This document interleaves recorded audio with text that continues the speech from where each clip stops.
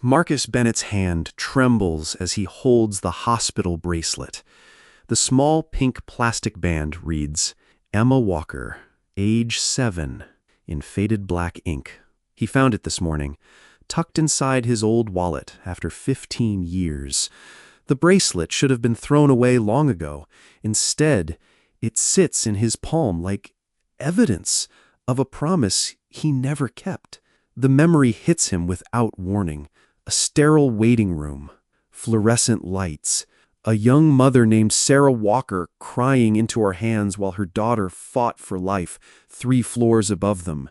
He was there for his own father's surgery, dressed in an expensive suit that felt wrong in that place of desperation. Sarah had no one else, no family, no money left after months of medical bills. Her little girl was dying, and she was completely alone. That night, Marcus made a promise he's never spoken about since. He told Sarah that if Emma survived, he would be there, not just for the night, but for as long as they needed him. He said he'd help raise her, support them, make sure Emma was never alone. But Emma pulled through, and Marcus disappeared. Before we continue this story, I want to hear from you. Have you ever made a promise you couldn't keep? Leave a comment below, and please subscribe for more stories like this one. Marcus Bennett owns 3 hotels and a chain of restaurants across the state. His life moves in predictable patterns. Morning meetings, afternoon calls, evening galas where he smiles and shakes hands with people who need his money. At 52, he's built a fortune that insulates him from the messy complications of ordinary life. But the bracelet changes everything. He drives to the address he memorized 15 years ago. The apartment complex hasn't improved. Paint peels from the siding. The parking lot is cracked and full of potholes. This is where Sarah Walker lived when her world was falling apart. This is where he dropped her off that terrible night and promised to stay in touch. Marcus parks his black sedan and stares at the building. He never came back. After Emma's surgery succeeded, after the crisis passed, he convinced himself that Sarah was fine, that she didn't need him anymore, that his interference would only complicate their lives. The truth was simpler and more shameful. He was afraid of what it would mean to be responsible for someone else's happiness, afraid of failing a little girl who had already suffered too much. Sarah still lives in apartment 2B. He checked online before driving here. She works at a grocery store now, the same one where she worked 15 years ago. She never married. She raised Emma alone, just like she was doing when he met her. Marcus climbs the stairs slowly. Each step feels heavier than the last. The hallway smells like old carpet and cooking oil. He reaches Sarah's door and raises his hand to knock, but he stops. Through the thin walls, he can hear voices. A woman laughing, a younger voice responding. Emma's voice, though deeper now, older. She's 22. She's grown up without him. Marcus stands in the hallway for 10 minutes, listening to the sound of their life together, their easy conversation, their comfortable silences. They built something beautiful without his help. They survived without his money. He turns to leave, but the door opens behind him. "Can I help you?" Marcus turns around. Sarah Walker stands in the doorway, older now but still recognizable. Her brown hair is shorter, streaked with gray. Her face is lined with the kind of exhaustion that comes from years of working double shifts and paying bills alone. But her eyes are the same, sharp and protective. She doesn't recognize him immediately. Why would she? He's gained weight. His hair is silver now. He's wearing jeans and a sweater instead of the expensive suit she remembers from that night. "Sarah," he says quietly. "It's Marcus. Marcus Bennett." Her face changes. The polite confusion disappears, replaced by something harder. She steps back slightly, her hand tightening onto the door handle. "Marcus!" she repeats. Her voice is flat. "After 15 years. I know I should have called. I should have. Should have what?" Sarah's voice is still quiet, but there's steel underneath. "Should have checked to see if we were okay. Should have remembered that you made a promise to a desperate mother in the hospital waiting room? Marcus feels the words like physical blows. I wanted to help. I just didn't know how. You knew how that night. You held my hand and told me you'd be there. You said Emma would never be alone if something happened to me. You gave me hope when I had nothing left. Behind her, Marcus can see into the apartment. It's small but clean, carefully maintained. There are photographs on the walls, school awards, graduation pictures. A whole life lived in his absence. Is she here, Emma? He asks. Sarah's expression softens slightly, but not toward him, toward the daughter she's protected for 15 years. She's in her room. She's studying for her nursing exam. She wants to help people. She says she learned that from the night in the hospital when she was little. Marcus remembers 7-year-old Emma, tiny and pale in the hospital bed, asking him if he was going to be her new daddy. He remembers promising her that everything would be okay. He remembers the trust in her eyes. She doesn't remember you, Sarah continues. She was so sick, and she was so young. She remembers a kind man who visited her, but she doesn't remember his name or his face. The words hit Marcus like a physical blow. He spent 15 years carrying the weight of his broken promise, and Emma doesn't even remember him. I kept your business card, Sarah says suddenly. She reaches into her purse and pulls out a worn piece of cardstock. His name is barely legible after all these years. I called your office 3 times in the first year. They said you were traveling. They said you'd call back. She hands him the card. It feels like holding his own shame. You never called back, Marcus. I was a coward. I made a promise I wasn't ready to keep. You think admitting it makes it better? No. I think nothing makes it better. But I'm here now because I want to try. Try what exactly? Emma's 22 years old.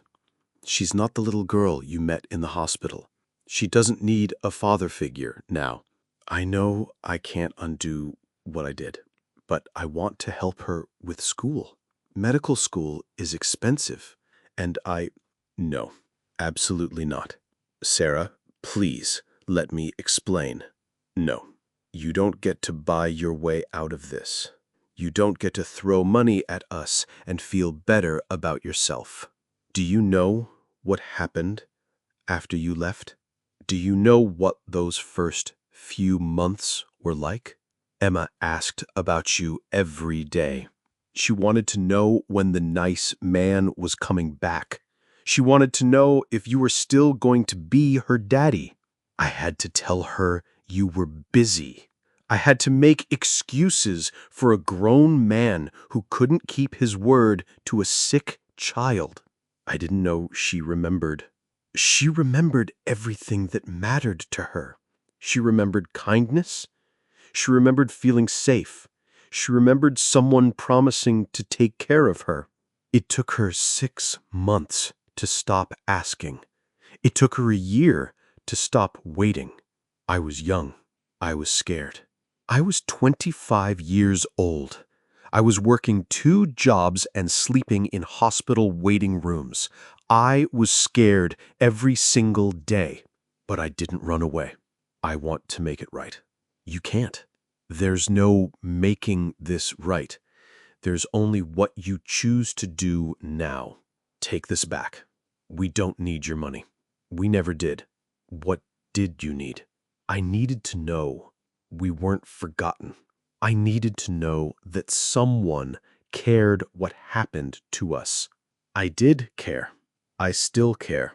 Caring and leaving are not the same thing. You cared enough to make a promise. You didn't care enough to keep it. Everything's fine, sweetheart. Just a neighbor with a question. She's beautiful. She's strong. She's everything I hoped she would be. And she did it without you.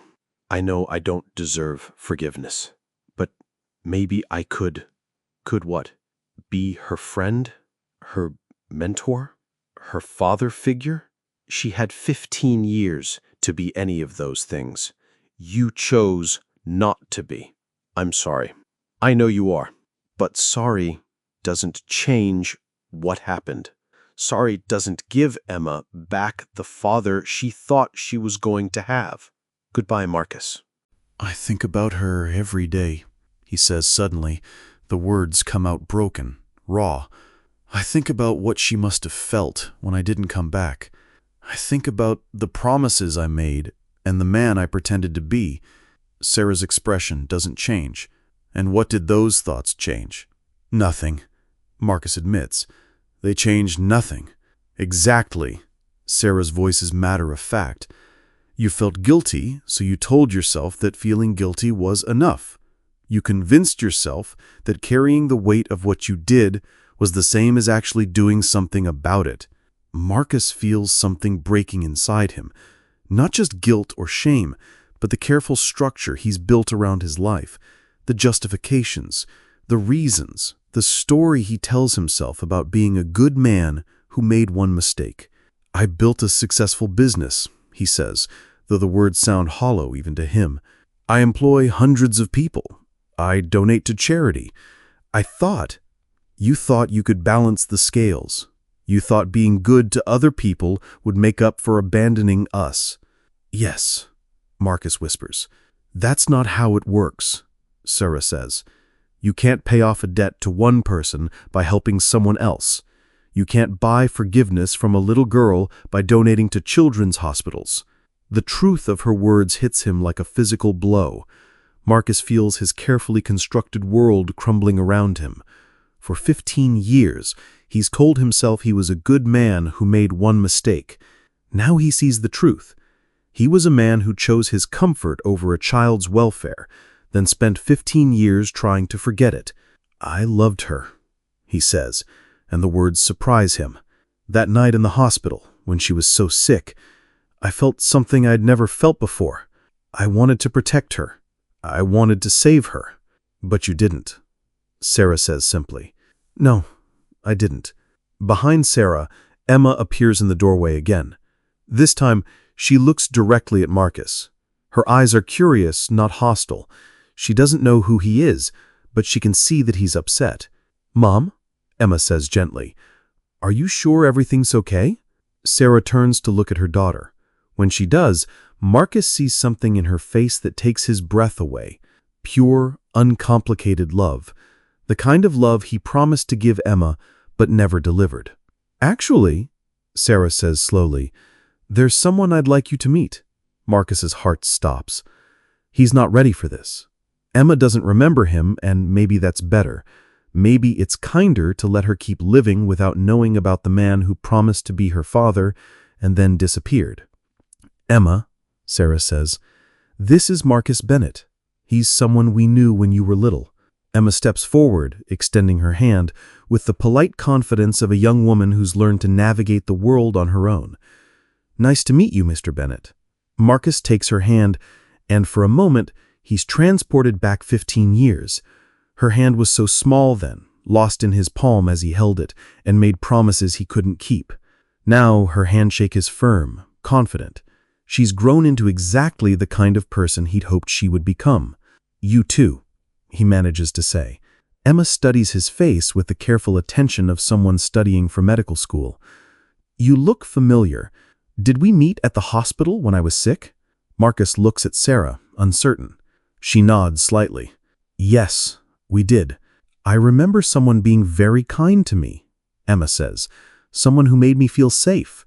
Was that you? Marcus feels tears threatening. I tried to be. You were, Emma says with the certainty of someone who remembers feelings more than faces. I remember feeling like everything was going to be okay. The words are like knives. Marcus wants to tell her that he let her down, that he broke his promise, that he disappeared when she needed him most. But looking at her now, he sees something that stops him. She's okay. She's more than okay. She's thriving. Your mother raised an amazing daughter, he says instead. Emma smiles, and it's Sarah's smile. She's pretty amazing herself. Sarah's face softens as she looks at Emma. Why don't you go back to your studying? I'll be in soon. Emma nods and disappears back into the apartment. The moment she's gone, Marcus feels the weight of what just happened. "She doesn't need to know," he says quietly, "about what I promised, about what I didn't do." "No," Sarah agrees. "She doesn't. But you need me to know," Marcus says. "You needed me to see," Sarah corrects. "You needed me to see what we built without you. You needed me to see that we're okay." Marcus nods, understanding. This isn't about punishment or forgiveness. It's about closure. Sarah needed him to see that they survived his absence, that they thrived despite it. "Thank you," he says. "For what?" "For showing me who she became. For letting me see that I didn't destroy her life." Sarah's expression is unreadable.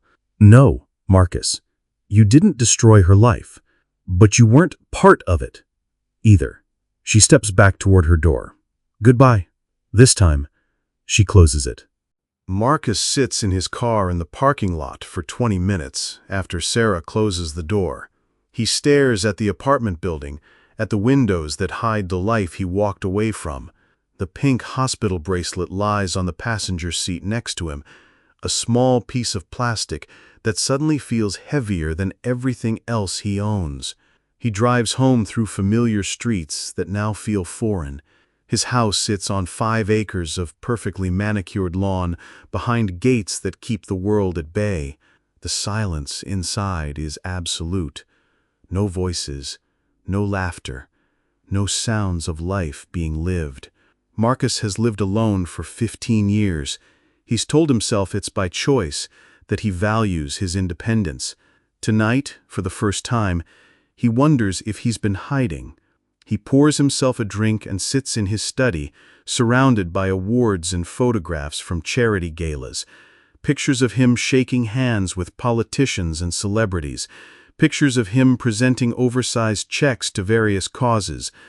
All of it feels hollow now. The computer on his desk shows emails from his assistant, his lawyer, his accountant, people who need his decisions, his money, his time. But none of them need him. Not really. They need what he can provide, not who he is. Marcus opens a new browser window and types Sarah Walker into the search bar. The results are sparse. A few mentions in the grocery store's employee newsletter, a small article about a fundraiser he organized for a coworker's medical bills.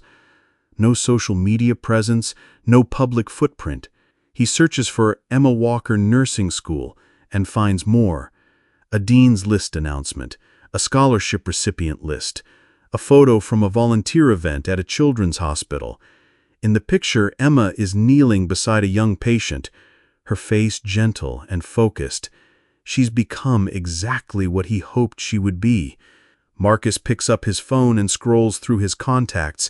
Hundreds of names, business associates, acquaintances, people who owe him favors. But no one who can call about this. No one who would understand the weight of what he's carrying. He sets the phone down and picks up the hospital bracelet again. The plastic is brittle now, yellowed with age. Emma Walker, age 7.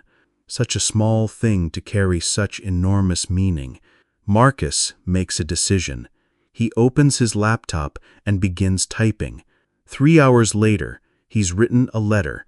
Not an email, but an actual letter on personal stationery.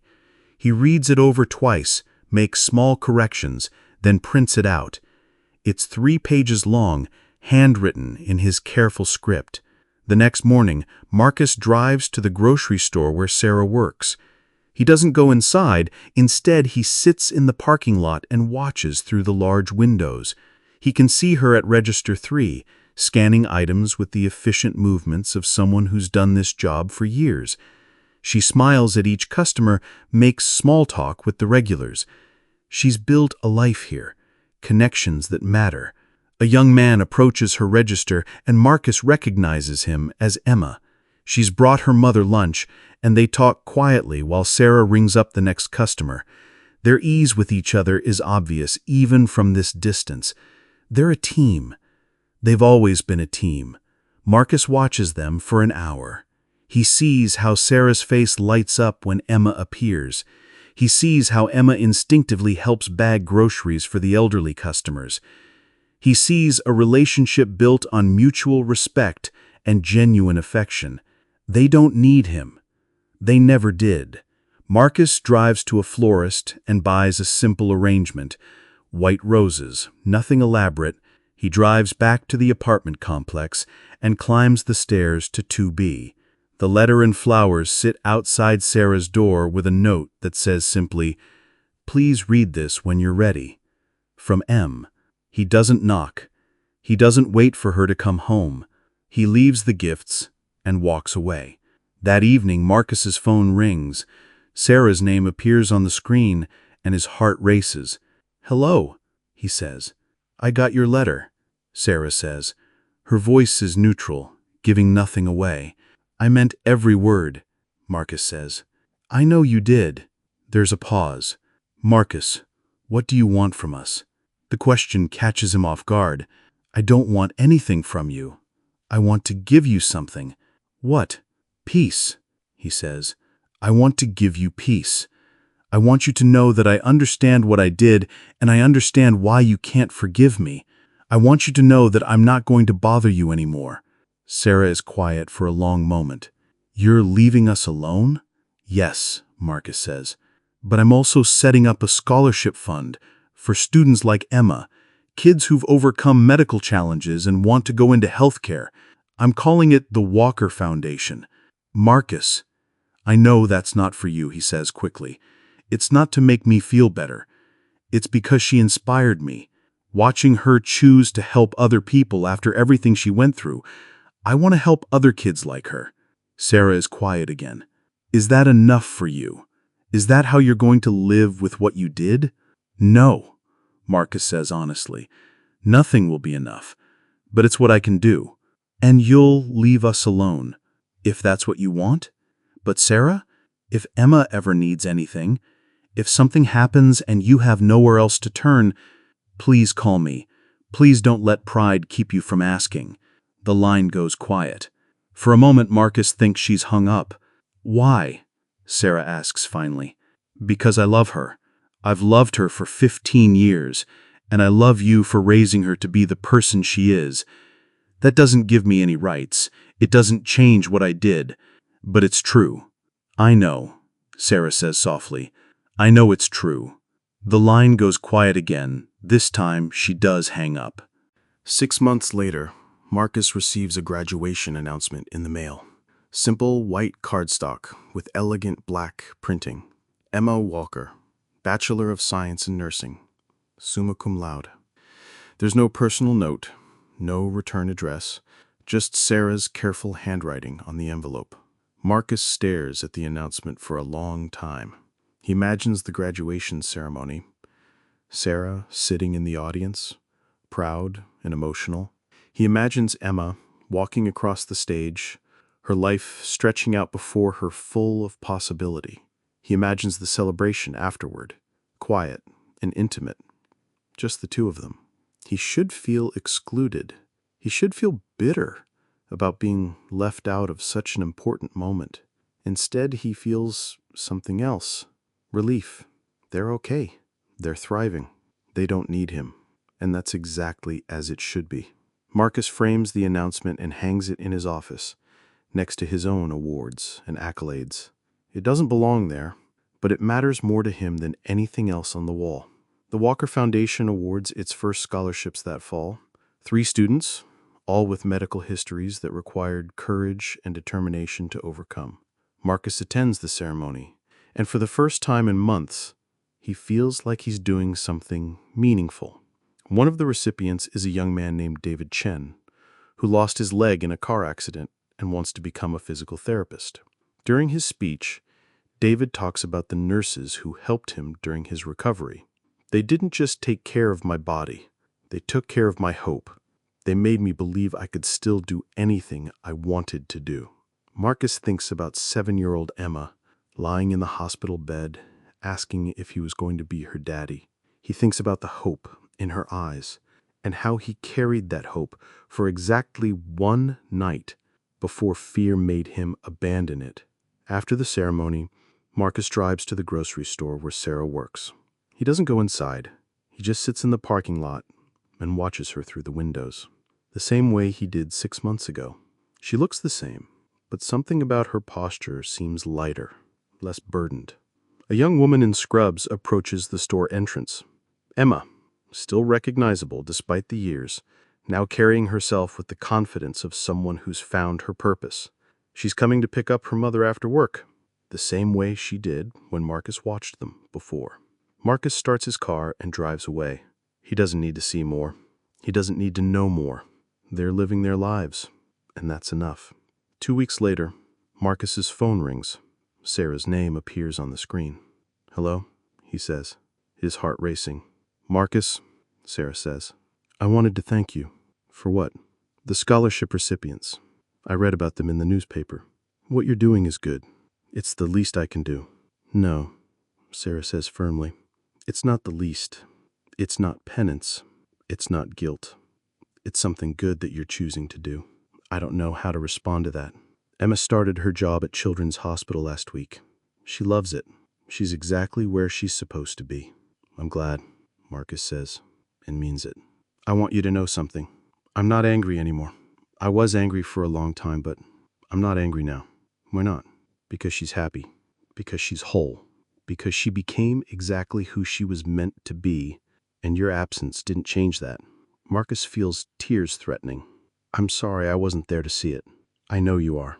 But Marcus, being sorry isn't the same as being there. You understand that now, don't you?" "Yes, I understand." "Good," Sarah says, "because that's what I needed you to understand. That's what I needed you to learn." The line goes quiet. Marcus can hear Sarah breathing, can sense her choosing her words carefully. "I won't call you again. This is goodbye." "Sarah," Marcus says quickly, "will you tell her something for me?" "What?" "Tell her that the man who met her in the hospital is proud of who she became. Tell her that he's sorry he wasn't brave enough to be part of her story, but he's grateful he got to witness the beginning of it." Sarah is quiet for a long moment. "I'll tell her, but not yet. Someday when she's ready to hear it. Thank you. Goodbye, Marcus. Goodbye, Sarah." The line goes dead. Marcus sets the phone down and looks around his empty house. The silence doesn't feel oppressive anymore. It feels like space, room to breathe, room to think about what matters. He picks up the hospital bracelet from his desk and holds it one more time. Then he places it gently in his desk drawer, next to the letter he wrote but never sent, next to the photograph of Emma's graduation that he wasn't there to see. Some promises can't be kept. Some mistakes can't be undone. But some kinds of love don't require presence to be real. Marcus closes the drawer and begins planning the next scholarship ceremony. It's not enough. It will never be enough. But it's what he can do. And maybe that's what matters now. Outside his window, the sun is setting. Somewhere across town, Sarah and Emma are sitting down to dinner, talking about their days, planning their futures.